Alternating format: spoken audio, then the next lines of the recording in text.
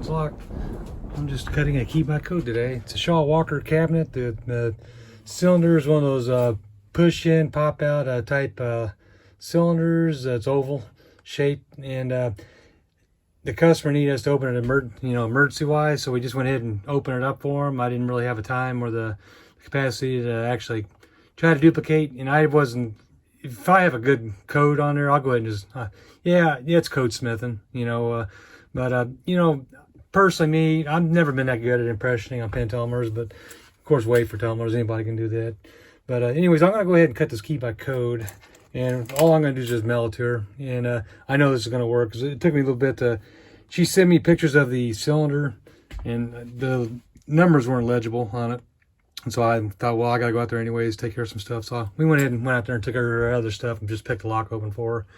And then we left it in the unlocked position. She just needed it open because she had to get some paperwork. Immediately, it's in her personal basement. But so I have a subscription to lock codes, and I have the Freeman generic code, and I also have the HPC code source. So there's other capacities, to cut keys besides impressioning, and especially on older cabinets, the software usually does great. The newer ones, the newer cabinets and stuff, to me, if it's a pen tumbler, I always try to go for the code. If it's wafer, I just immediately just impression it. It's just easier that way. This is a Y6 key blank.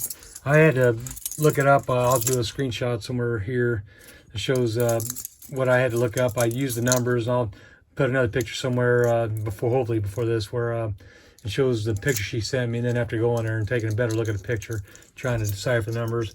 And so this is a Y6. It's paracentric, it's kind of machine on both sides, there and then on the other side. But because it's squirrely, S, it's kind of like a Y1, but it's of course Y6, it's smaller. But this key here will it'll be a 4-pin cut.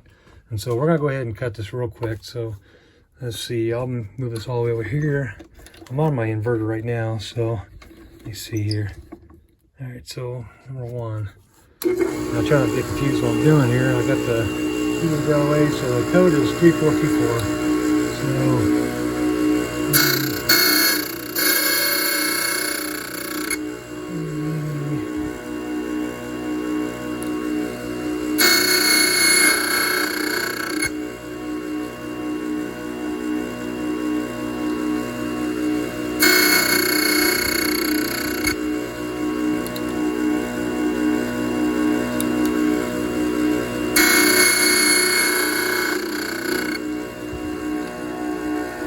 that's it. She's done.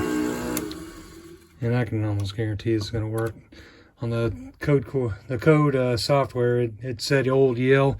That's the thing when you use the code softwares. You sometimes have to decipher, like maybe pull up a code, and it'll show maybe 18 different things. So I know that it was a Y6 key blank because I took a blank with me just in case, and I went ahead and tried it and it worked fine. And it is a 4-pin, so spacing looks right. I'll go ahead and clean it up with a file here in a minute to make sure it'll work. And I'm just going to mail it to her. I have another job coming up here in a week, but I thought I'd go ahead and surprise her and send that to her. And that's pretty much it on this. The code stuff, yeah, it's code smithing. Some people, some of the what do you call them, the experts, they think you need to impression everything. To me, I pay a monthly service for this stuff, so I don't have a problem with using code source, generic code, or lock codes. There's Instacode, there's a whole bunch of them out there. And I don't know if there's a Lishy tool for that where I could have just decoded right there. It would have been nice too. But my experience in working around a lot of offices, sure, you can impression some of those locks, but even some of the ones that I've dealt with in professional offices, they don't use the steel desks. A lot of times they use wood, and so sometimes impressioning, and you shouldn't really put that much torque on them, but I've had some kind of loosen up where they have the spur washer on the backside that holds the cylinder into the wood. Sometimes that stuff will loosen up, and it gets to be irritating as they use a key, and maybe the linkage is kind of tight where every time you turn it, the whole body spins. And this one here actually would do that. I don't think that key will fit in that lock, but this whole thing, see how that kind of moves. And so there's a lot of torque on these doors here. But so to me, it's nice to walk in, see the lock, see the code on there, and I'll go on ahead and just take a picture of it. Walk out to my van, and I'll go ahead and pull it up on lock codes or whatever, and I will it'll decipher. It'll tell me what it is. And like I said, you got to do a little investigative work to figure out, okay, because like on this one here, it's the Kawasaki, Yamaha, all these other codes, you know, for these other things. But I knew it was an office equipment. It was a single-sided bidding key. You know, it wasn't a double-sided. And so I'd narrow it down to Y6. I knew it was Y6. Any of the other key blanks wouldn't have fit. And then after I got out there and figured out that, yeah, the code she gave me was wrong, you kind of thought it might have been wrong, so I went ahead and sent me alternative, you know, codes or key blanks originally. So then after I got the real code, it only showed up as two different ones, and one was double-sided key, and the other was a single-sided, you know, single bidding. And so it turned out I knew that was it, so I went in and cut it. And I can like 99.9% guarantee that's going to be the working key. So I'm just going to send it to her. She actually tipped me for coming out and opening it up, and I gave her a quote on some other stuff while I was there.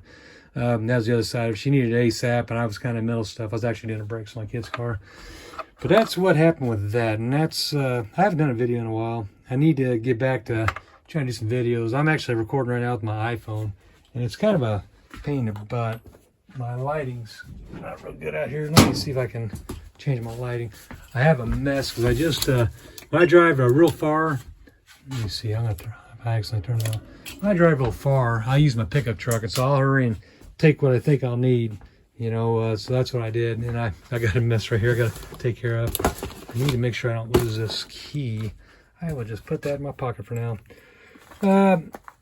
I'm in the middle of rebuilding the engine for this step van, and that is kind of why I'm excited to hurry and swap it out, because then I'll be able to take it out on the highway. I'm going from a 3-speed manual transmission, which is kind of cool. I wish I had an extra gear in there for highway speeds, and I don't really want to mess with trying to do all these modifying different you know, transmissions to make this work. So what I did was my small block Chevy engine, I am going to go on ahead and I found a 4L80E, and it's got a 4-speed transmission. It's an automatic, and 3-speed with an overdrive.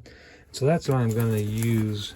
And then I got to buy a shift module for that to work. So there's all these little things. Anyways, hopefully by spring I'm going to get my step van back on the road. It drives right now, but the problem is when a vehicle sits a lot, and I do a lot of work that's pretty far away, so it's like I don't really have an option on some things I'm doing. I'll reorganize this later. Hard to think of what I'm doing while I'm talking. So I don't really have a whole lot of options. I'll take my pickup truck because it gets better gas mileage than this does. But as soon as I get my engine swapped and I get that transmission put in, I'll be able to hopefully hit the highway with this vehicle. I love the step van. It's just, yeah, it's horrible gas mileage when your RPMs are 4,000 RPM. Revving up, trying to get down the highway, and the top speed's about 60 miles per hour. I can go 65, 70, but boy, then it's screaming. I don't even know what half this stuff is. Deadbolts, Schleg, keychain. I think someone gave those to me. And anyways, I'm just kind of cleaning up my mess here. You know, if there's any videos you want me to put out, leave it in the comments, because I don't really put much out. I kind of try to help locksmiths. I like lock sport stuff, but I'm personally, you know, I picked enough locks on the job that I just don't really have as much fun picking them as I used to. So it's like I don't really get into locks and lock sport. I support lock sports 100%. I try not to show too much stuff on my side of what I do with locks. But I mean, bottom line, I start picking locks, and then when all else fails, I bump. And I mean, 9 times out of 10, I mean, I'm bumping a lock opener, or I'll use a Mylar shim and open up the latch that way, you know, load it open. But you know, I could take longer and lock pick, you know, pick the locks or whatever. It just doesn't really. When you're a locksmith and you're doing locksmithing, it's a different vibe trying to pick a lock than you know, lock sport. For a locksmith, we're trying to get in immediately. We want to get in, get the job done. If I have an hourly rate, you know, it's like when they start saying, well, you know, they did it, you know, they picked that lock in 10 seconds in the movies, or, you know, in prime example with that cabinet today, my son, he's working for me. He picked the lock while I was talking to the customer, and then we accidentally closed the cylinder, even though, you know, the push out lock was pushed out. I was scared that the lady was going to accidentally push it in until we found a key. So I went ahead and told my son, go ahead and pick it again, and just to make sure the cylinder's in the unlocked position, so if it pushes back in, it won't stay pushed in. And so I think he played with it for 5-10 minutes. I mean, he opened it up within less than a minute when he first picked it. Now, I'm talking, it's a 4-pin, but it's a pretty small tight keyway. You know, the paracentric keyways are a little bit more, you know, tighter. It's more like the European keyways, I think. You know, anyways, it's about like, you know, best keyways. They have pretty tight keyways too. But anyways, he couldn't pick it the second time and I was kind of in a hurry. So I mean, I think he might have been on about 5 minutes, and finally I was like, here, let me try it. And so we picked it. But that's how locks are. Sometimes you pick it right away the first time, and then when you go back to do it, you can't get it, or it takes you, you know, 5-10 times longer. But that's just how it goes. So for me, as a person that's on the clock picking a lock, I just want the door open or the lock open. I don't spend too much time trying to impress the customer, and I don't use that as my training time to learn how to pick locks or to practice picking them. Not to say it's, you know, people shouldn't take the time to do that stuff. But I've had locksmiths say, you know, you should always pick, you know, who cares if it takes 20 minutes, you know, they need to understand the skill it takes. Well, the skill for me as a locksmith is to get them into the property. It's not, you know, showing off, you know, ooh, I could pick a lock in so much time. The skill is that I showed up, I did the job, I got done as fast and efficient as possible. For me, a lockout is just basically a trip charge, you know, and I usually get in the first 30 minutes. But that, I've never had anything on a lockout ever take longer than, you know, 20 minutes, unless the customer's constantly talking to me. But, you know, the bottom line is I go out there and I open it up, and they get the first 30 minutes for free. You know, that's part of the trip. So I didn't charge her anything more than a trip. I'm going to go ahead and send her that key cut by code, but I've charged her a little bit extra for that, you know, and I'll just send it to her. It's more than, and that's the other dilemma locksmiths have. When they cut keys, you see a lot of locksmiths, they like to code cut keys. Do you charge more to code cut keys, or do you charge more for a code cut key and then you charge less for duplicating? So I know some people, they don't duplicate keys, they code cut all of them. And so to me, it's more money to code cut a key. You know, I charge $3 to duplicate keys. And some people think that sounds like a lot, but I'm guaranteeing my key's going to work, or I'm going to make it right. And that's bottom line. You won't get that out of you know, one of those key machines at Walmart, you know, the key cutters, the automatic, this key dispenser machines. With me, and I've had that with customers locally, that they'll come by and I'll duplicate a key for them, and if it doesn't work, I'll just go on over to the place and I'll see what's going on, because you know, I try to guarantee all my keys work. You know, I even have test locks I use, a quick set and Schlage, you know, to verify, you know, if I'm working on something that I'm not going to actually be able to try the key out. I usually make up a test lock, you know, just for that, especially if it's a lot of keys. I don't want to have to go out there. I lose money every time I make a trip that is a mistake. So anyways, that's all I really want to talk about. Just code cut keys, some of the methods we use. I'll put the software screenshot. I don't want to get in trouble with any of the software people. I'll just kind of post as minimal as possible. The key code is on there, and then the bidding and all that, but it's not going to be anything that's going to be helpful to anyone trying to do anything horrible out there in the industry, because it's an old file cabinet. I guarantee you that code's not around anymore. They're not reusing that anymore. It's probably a good 50, 60-year-old file cabinet. So anyways, thanks for watching. Leave me comments if you want to, what type of stuff you want to see. I'm getting ready to redo my step van. I'm going to redo my inventory, my hardware here. I don't like it. I need shelves that are just deadbolts, shelves that are just knobs, levers, you know, separate stuff, and some are just tools and batteries and stuff. I have been doing some stuff, you know, storefront hardware. You know, I've went and invested in some bigger things to kind of make it easier to transport stuff. If you're like me and you have multiple vehicles that you don't know which one you're going to drive, I use this as my base, my step van, because all my stuff is in it. If I'm going to go a long distance, then I will take my pickup truck. Or if I'm going down an area where I know there's a lot of crime or whatever, maybe I'll use my pickup truck.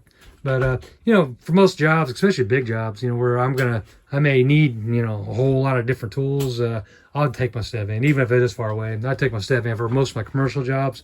I'll take my step van. Most residential, I know it's just pin kits. Pin kits and, you know, the plug, cylinder hardware, and then, you know, sometimes a door tool if I got to remachine the hole in the door bore. So with that, I'll get off here. Thanks for watching, and look forward to talking to y'all later. Bye-bye.